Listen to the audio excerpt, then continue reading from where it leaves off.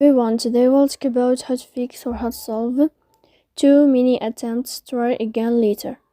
To know how to fix or how to solve too many attempts. Try again later. You should just go to settings. Here you can click on apps, default apps, app settings. Then you will enter to the window of Picsart. After that, you can click on first stop and you can click OK.